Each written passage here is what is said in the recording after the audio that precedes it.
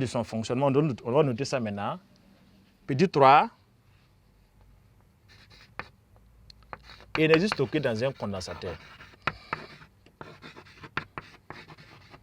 Énergie stockée dans un condensateur.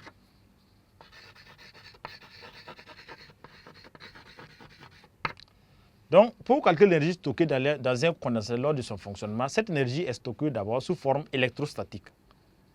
Donc, et c'est maintenu entre les plaques que nous avons définies ici.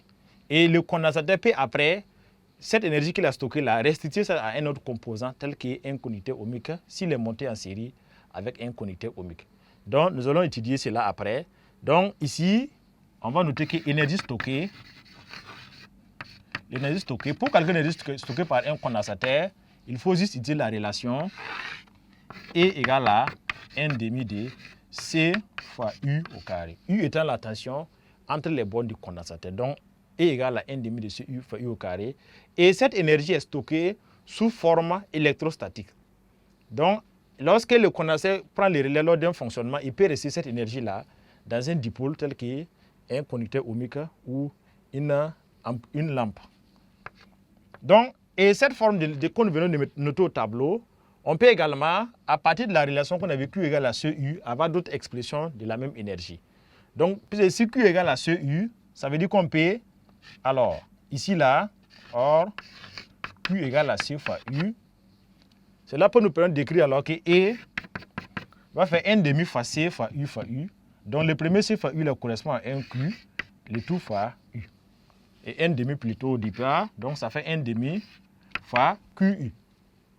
On peut aussi, alors, à partir de ce que je viens de proposer comme relation, si on veut tirer U ici, donc si Q égale à C fois U, si on veut U, U va faire alors Q divisé par C.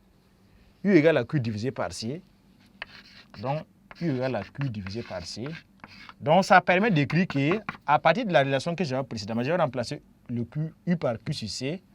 Donc, ça fait 1 demi fois Q sur C. Donc, Q fois Q sur C, le Q sera au carré divisé par C. Donc, on peut calculer l'énergie stockée soit avec cette première formule, soit avec cette deuxième formule, soit avec cette troisième formule. L'énergie qui est stockée dans le condensateur. Et cette énergie va s'exprimer en joules. Donc, nous allons maintenant voir les relations tension-intensité qu'on a dans un condensateur. Quelle relation lie la tension au bord du condensateur et l'intensité du courant qui traverse le condensateur. Petit 4, nous allons voir les relations tension-intensité. Relation tension-intensité.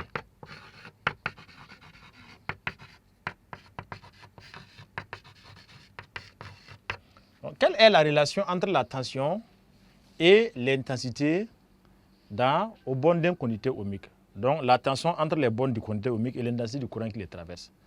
Donc, pour ce faire, on va schématiser un condensateur de capacité C qui est traversé par un courant I. Donc, nous allons le prendre sous forme petit I pour prendre en compte que le courant peut être variable. Et de l'autre côté, la tension UC, on va le faire comme c'est un dipôle récepteur, est orienté en sens contraire. Donc, on va établir la relation entre I et UC. Nous avons vu en classe de seconde que le I là est défini, c'est I correspond à la variation de la charge par rapport au temps. En seconde, on disait que c'est delta Q sur delta Q sur delta T. Donc, à la terminale, en classe de terminale, comme on a vu les dérivations, donc c'est la dérivée de la charge Q par rapport au temps T. Donc, I égale à 2Q sur dt. Or, nous avons vu dans les paragraphes précédents que la charge Q est égale à C fois la tension U. La tension U au bord du condensateur, évidemment. Donc, si on remplace Q par ça, avec C qui est une constante, donc on obtient alors que I égale à C. Alors, donc ça va faire dériver de C fois U et tout sur dt. Et comme C est une constante, cela va nous permettre d'écrire alors que I égale à C de U sur dt. Donc, voici la relation qui lie l'intensité et le courant au borne d'un condensateur. Et nous allons voir quelques cas particuliers quand nous sommes dans les cas où la tension délivrée par le générateur est constante. En particulier, si U égale la constante, si le U égale la constante, mathématiquement, on sait que la dérivée de U par rapport au temps va faire 0. Donc, la dérivée va faire 0, et ce qui veut dire que I égale la constante. Il n'y a pas de courant. Le condensat n'est pas traversé par un courant. On dit qu'on a un circuit ouvert.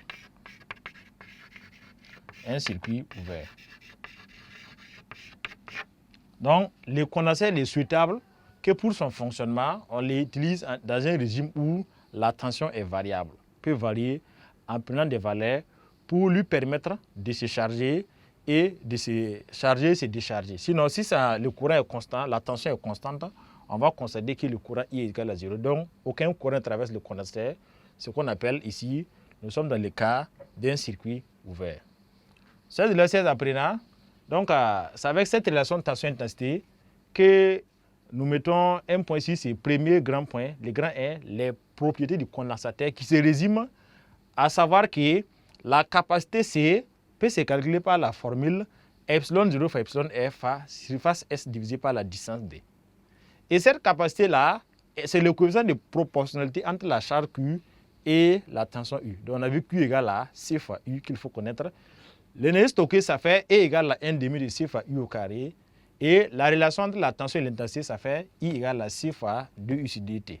Et cela est valable et pratique lorsque nous sommes dans des cas où le générateur utilise de living tension qui est variable. Nous allons passer maintenant au deuxième grand point pour voir comment fonctionne un dipôle R. On va faire monter un dipôle R, c'est un condensat avec un conducteur ohmique qu'on va alimenter avec un générateur qui délivre une tension en créneau. C'est-à-dire une tension qui prend des valeurs, soit une valeur donnée 6 et puis 0 et ainsi de façon alternative. Comment ce type de dipôle-là va fonctionner?